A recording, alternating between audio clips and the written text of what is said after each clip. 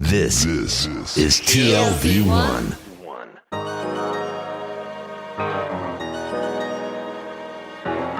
The Tel Aviv Review. Hello and welcome to the Tel Aviv Review, brought to you by the Israel Democracy Institute, an independent center of research and action dedicated to strengthening the foundations of Israeli democracy. I am Gilad Halpern. And I'm Dalia Shendlin. If you like us, please show it. We need your support. Please give to our show by going to our homepage. That's tlv1.fm/Tel Aviv Review. Scroll to the bottom and you'll see the big red button that says Patreon. Click and support us because we're counting on you. In return, every week we'll bring you episodes talking about books and research and other things that have caught our attention. And our guest today is Tamar Hermann. She is a senior fellow at the Israel Democracy Institute and a professor of political science at the Open University. She conducts the monthly Israel Voice Index survey, which I find an indispensable resource at the Israel Democracy Institute. She heads the Viterbi Family Center for Public Opinion and Policy Research at the IDI. And we've had her on before. In light of the release of the fresh new annual Israel Democracy Index, we are delighted to welcome Tamar Hermann back to the show.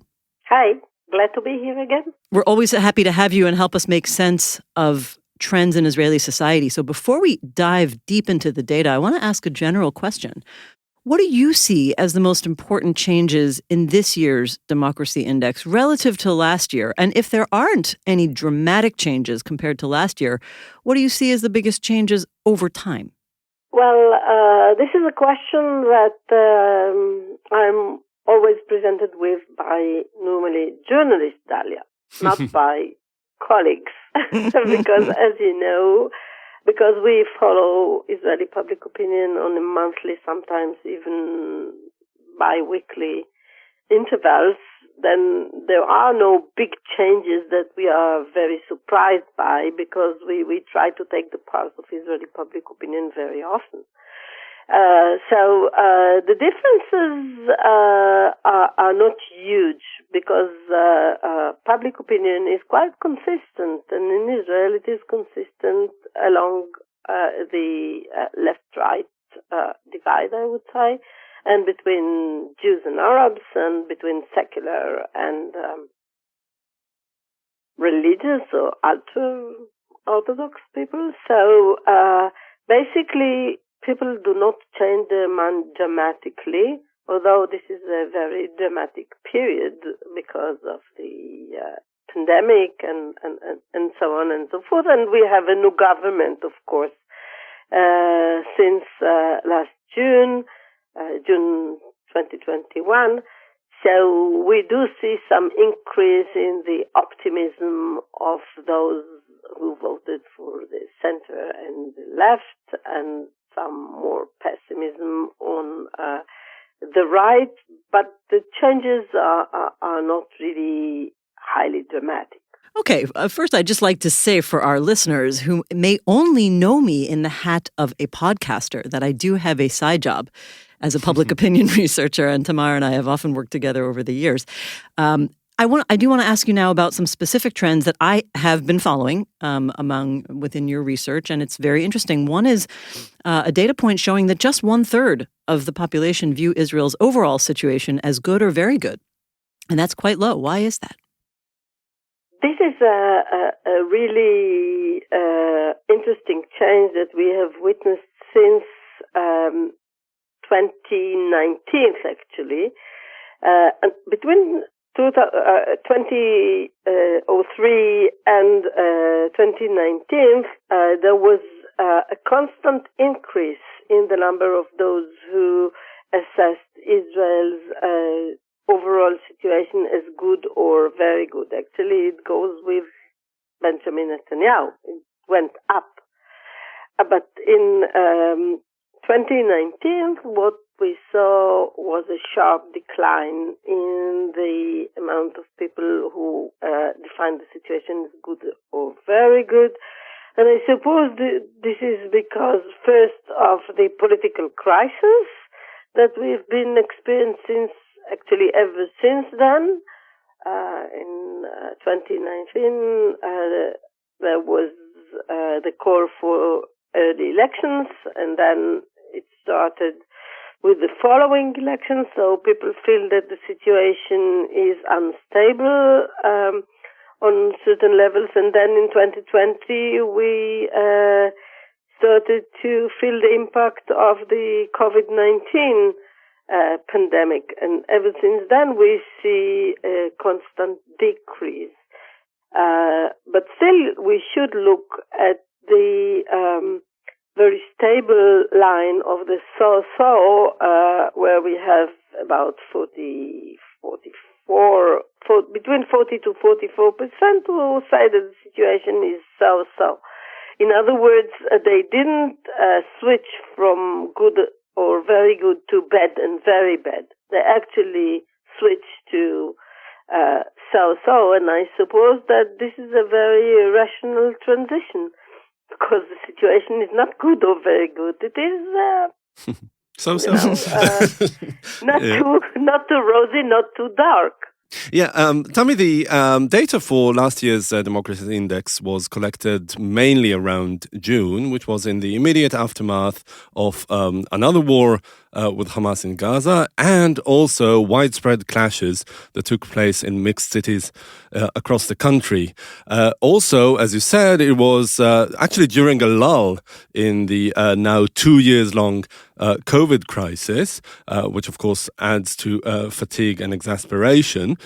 But it seems that, as you said in the beginning, that the data is more or less consistent and constant over the years, and that the changes are not dramatic. So if we take these two apparently, ostensibly life-changing events, like the clashes in crosses within Israel proper and COVID, it seems that the effect is not really great.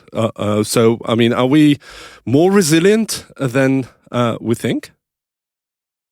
Well, I suppose that Israelis are used to having, as the very famous song here goes, either a scandal or a festival on almost a daily basis. So resilience is one explanation. Some would say indifference in a way, or people are used to being faced very often with new, sometimes really dangerous, sometimes threatening situations. And it seems that in a way we manage somehow. I suppose that it is not very typical to more well-protected, sheltered, or was less so in other liberal democracies. But if you look at Israeli history, you see that there was hardly any year that was dull in this respect. So people are finding their ways to deal effectively with this new phenomenon. But as you know, for example, the demand for psychological assistance is skyrocketing in Israel nowadays. In order to meet a psychologist, therapist, you need to wait sometimes weeks and months. So it doesn't mean that people are not affected, but as a collective, Israelis are quite entrepreneurial, and they can find their way in harsh situations, for better and for worse. Because on the other hand, it gives them this kind of tolerance to think that might be intolerable if you look at the democratic side of it. Let's look at the democratic side of it. We are here to talk about democracy in the eyes of the Israeli public. And one of the findings that I think we should start with is in your October Voice Index survey, when you found that optimism about the future of democratic governance, which is something that you ask regularly, was down to 35%, which was not the lowest over the last 2 years, but among the lowest scores over the last 2 years. I think you may even have more recent data on that. Why are we seeing such low estimations of optimism for the future of democratic governance in Israel? It depends on the specific sector. I mean, the explanations for that depend on the specific sectors. The Israeli Arabs are not too happy with what's happening mainly on the political level. We can see some tendencies there amongst the representatives that make them quite apprehensive of the future. We hear new voices like Tamar Ben-Gvir and others on the religious Zionist party, for example, which were not there in the past, and this is being seen by the Arab sector as a great danger to their civil rights, to the essence of Israeli democracy. Second, this government is based on a very narrow coalition, and some people expect and wish, some people are afraid that it will fall down, maybe in a very marginal issue, but it may happen because there is no stable basis for the government, and indeed the burden that is being put on the government by the pandemic and by other issues that it is being struggling with. So this is another reason for people being not so optimistic about the future of the Israeli democracy. There is also a debate regarding the electoral system. Is it the right electoral system under the circumstances, with the multiplicity of parties, with very small parties that are able, because of the system, to make far-reaching demands, and some of these demands may not be democratic. Others are afraid of some tendencies on the public level. For example, we see a constant increase in the numbers of those who are longing for a strong leader or a strong man that would ignore public opinion, the media, and even the parliament. The numbers are getting higher and higher. And we do see an increase in the number of those on the majority group, the Jewish group, that believe that Jews should have more rights than non-Jewish citizens of Israel. These are very negative indications regarding the strength of Israeli democracy. So certain people are worried. So I have to ask you about that, Tamar. Does that mean that when we have such a large portion of Israelis who say they are not optimistic about the future of Israeli democracy, do they mean something else from what we may have expected them to mean? Maybe they mean we want a democracy which is a very constrained, semi-authoritarian system of democracy. So, yeah, if one can say such a thing, maybe what they really mean, illiberal democracy. Yeah, maybe what they really mean is we're not happy with democracy because we want a less liberal democracy. It depends. Again, as I said in the opening of my answer, it depends on which sector are we talking about. Because certainly this is not the case on the left and on center even. And they are just, that they feel a bit helpless with what is happening. It doesn't mean that they are longing for an authoritarian regime here.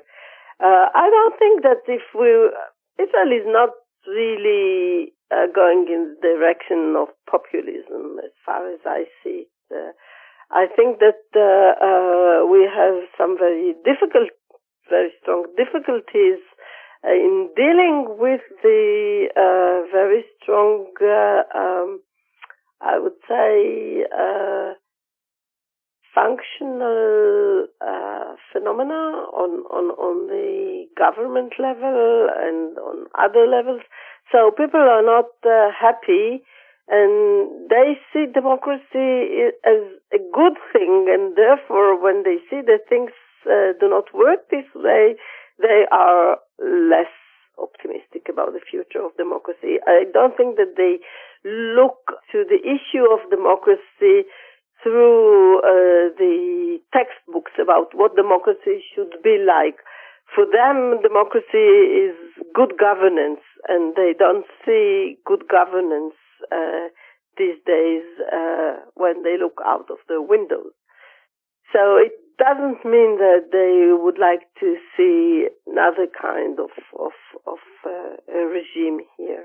Yeah, Dalia's question alluded to an issue that you've touched upon several times during this interview, and also is really present in the report, and that is, to what extent Israeli society is polarized. When you talked about like the optimism in the future of Israel, as you said, basically Israelis in a way switched seats, right? They said, leftists that were less optimistic before, and they are more optimistic now after the new government, and right-wingers vice versa. It also applies to your findings about trust in the Supreme Court, which is an interesting issue that we'll get to in a moment.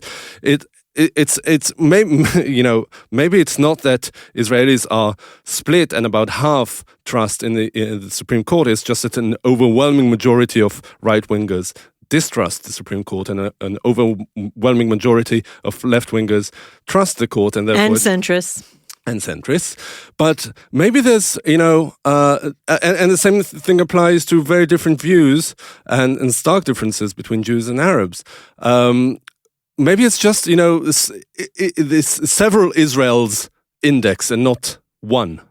Absolutely. This is why I said that it depends on the sector that we are talking about. And certainly there are at least several public opinions in Israel, and, all jokes about having 3 Jews and 4 opinions and so on and so forth. It's a very politicized society, with people having views on everything, actually, and they are not. There is no this desire of having a consensus. People are very argumentative.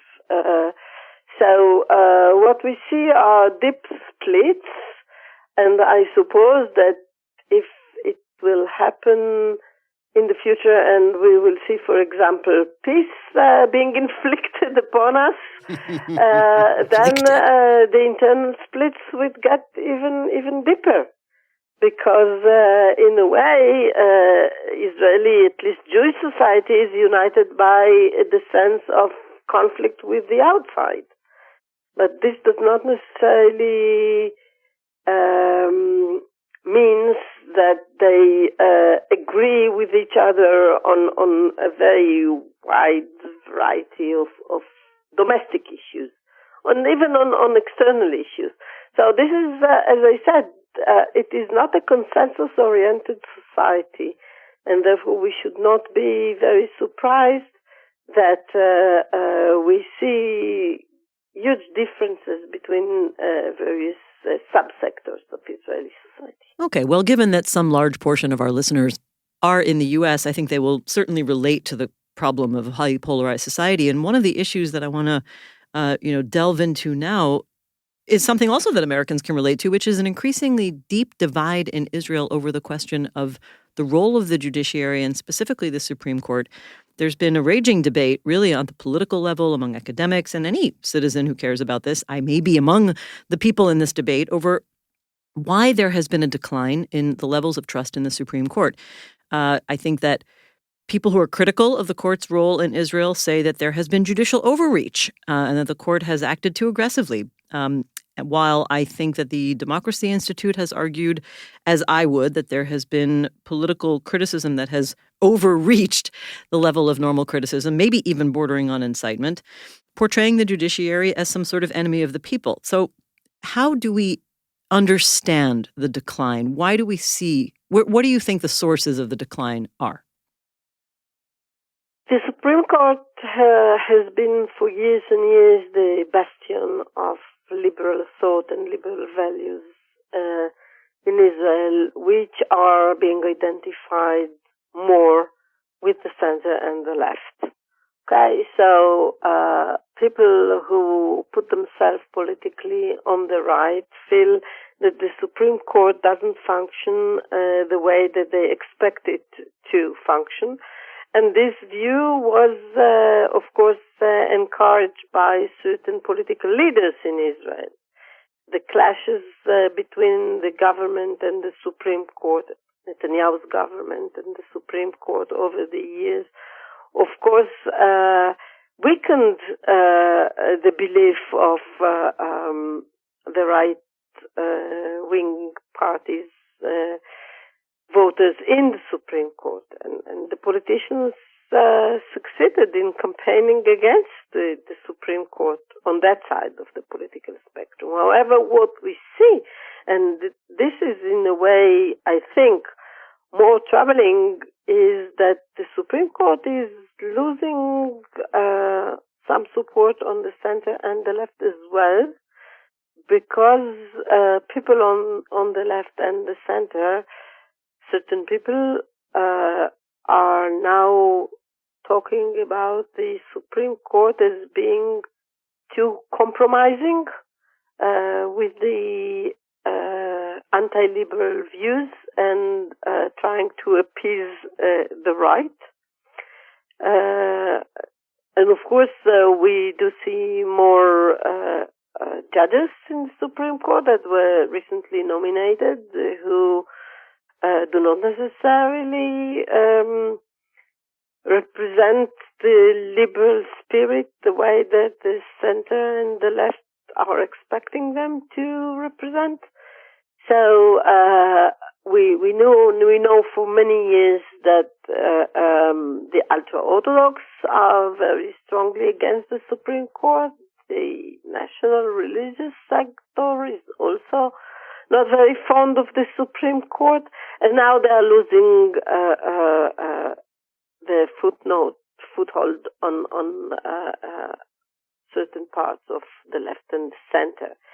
From the Supreme Court perspective, it is very troubling, and from the national point of view, it is very dangerous, because the Supreme Court should be accepted as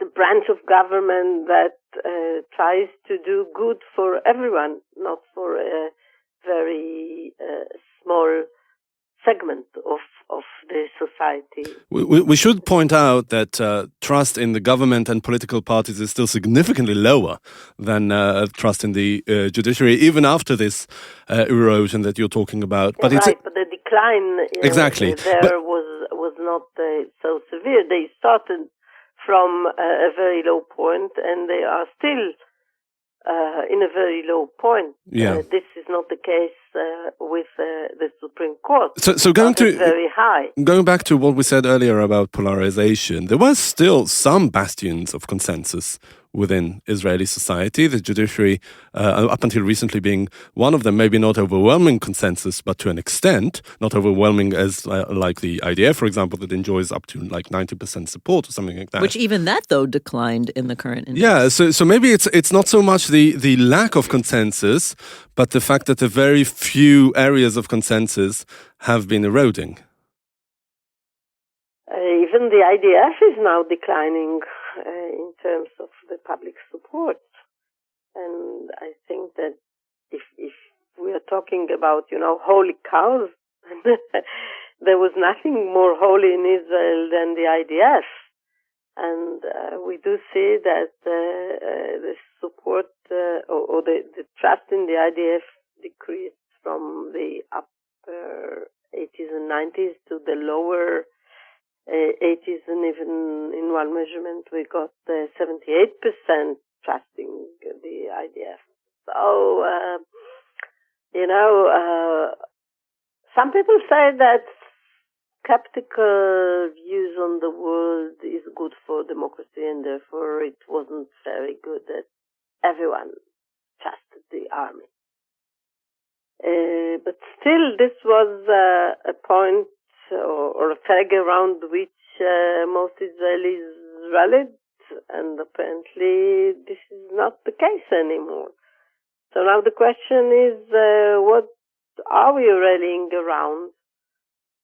And I would say that, as I already mentioned, now the conflict is the thing that, in a way, keeps us together. What would happen if the conflict is resolved? We don't know that. We should qualify that the high levels of trust in the IDF, which appeared to be a consensus, were primarily among the Jewish population and not the Arab population. And let's talk more about the differences between the Arab and Jewish citizens of Israel. Where do you see the biggest gaps in their perception of Israeli democracy? And has that changed at all, considering that we have an unprecedented situation of an independent Arab party being in the governing coalition? Well, the trajectory in this regard is not linear.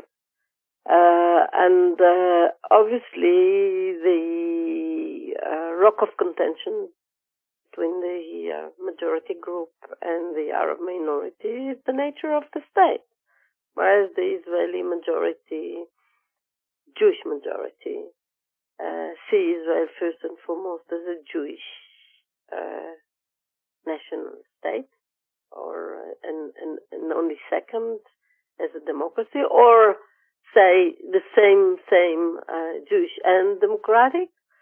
The Israeli Arabs see the Jewish nature of the state, which is a cornerstone for the majority group, as something that will never give them equal status as Israeli citizens. And therefore they prefer other ways of defining the state. Maybe a state of all its citizens, maybe a binational state, it depends. But basically they cannot agree, or they might agree from the functional point of view, but from the sheer democratic point of view, they cannot see themselves as equal citizens in a democratic state. And this is something that is very difficult, or may be even impossible to bridge over. But it seems that up until 2019, as you said, it seemed like the numbers for Jews and Arabs were gradually coalescing, and afterwards there was splitting again, thanks to a sharp drop in numbers among the Arab community for things like trust in institutions and maybe political participation. To what extent do we see that erosion over the last 2 years that you talked about earlier? Are you ascribing it mainly to the great changes within public opinion in the Arab community? Well, we had the nation-state law that marked a different point of departure for the discussion over Jewish and Arab relations in Israel. And therefore we are very, very careful always to present Jews and Arabs apart and then give the total. But on so many issues, the point that I made right now about the definition of the state, this explains what's happening, and of course what happened in May, the violence in the mixed towns and cities between Jews and Arabs made it quite clear that they see the situation very differently, and the reactions were very harsh on both sides. And then we had the participation of the first ever Arab party in the government. So the external signals to the public are also very different, and it makes it very difficult for people to shape their views on these issues. So I suppose that in a way we would like to see results which are more, orderly and more consistent, but under the circumstances, this hope is going to fail because people will read different signals from different developments. Yeah, I think it's important to remind our listeners that the nation-state law was only passed in 2018, and it was I think it was fair to say that it was a watershed for the Arab citizens of Israel, Arab Palestinian citizens of Israel, whereas for many Jews, I think it just was something that happened, at the legislative level, and they said fine and moved on. But we can tend to ignore it, how profound this was for the Arab population of Israel, contributing to some of these very deep gaps. I want to move on to another question. One of the most amazing findings to me, or surprising, I guess, on some level, about the Israel Democracy Index that was just published was the very high support for greater powers to be devolved to local governance in Israel. It's not something we talk about very often, but I think the number was around 2/3 who support that. So how do you explain that trend? What does it say about Israeli society? Well, the less you trust the central government, you have to rely on local government. And during the pandemic, certain municipalities acted much more effectively than the government. And in recent years, we also see new faces in various new kinds of mayors and people in charge in the municipalities, and apparently the centralist tendencies of the past are being challenged in recent years by the desire of the people to see more functions being taken over by the local government. And this is and they did it quite successfully, and this is why trust in them increased in recent years. To what extent do you think that it's also a sense of stagnation that prevails in the central government? This is the index of 2021 is to a large extent the end point of the Netanyahu decade, right? Israel's longest serving prime minister that ruled throughout the day since 2009.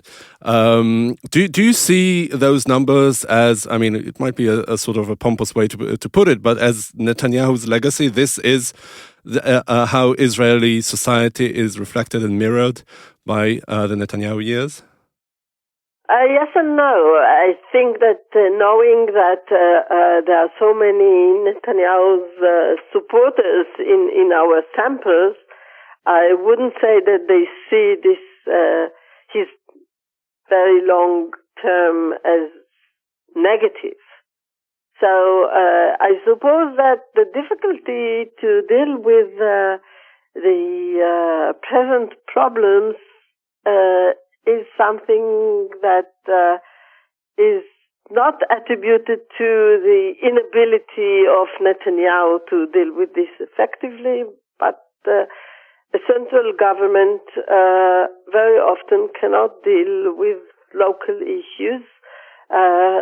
But the Israeli government pretended to be able to do that, and in recent years it appears that it is incapable of doing it, and as I said, local authorities have become more professional. Young people entered the local government scene after the 2011 wave of socio-economic protests, more young people saw the local government as the destination and joined various municipalities and in various towns and cities.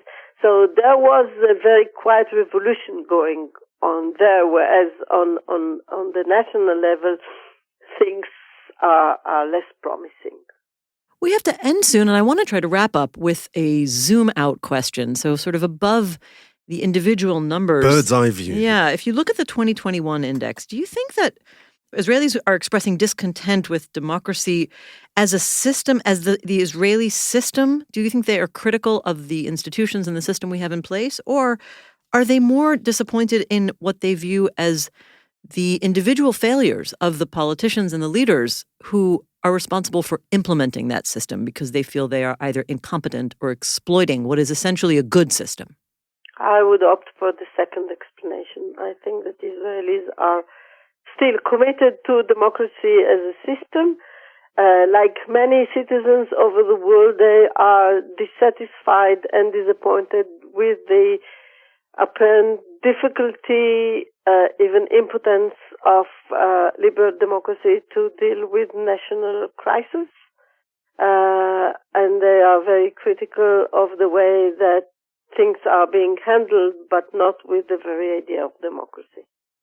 All right, Professor Tamar Hermann, Senior Fellow at the Israel Democracy Institute and the Director of the Israel Democracy Index. Thank you very much for joining us again. Thank you for having me. And many thanks to Itai Shalom, the Director of TLV1 Studios, to you, Dalia, and to you, our listeners. Many thanks to Itai Shalom, the Director of TLV1 Studios, to you, Dalia, and to our listeners, and of course to the Israel Democracy Institute for their generous support. As you may have noticed, we are on a break, but this is a break in our break. We will be back soon with more new episodes. Until then, we're going to mine our formidable archive and play some reruns for you. Thank you very much for supporting our show. Thank you very much for listening, and join us again pretty soon.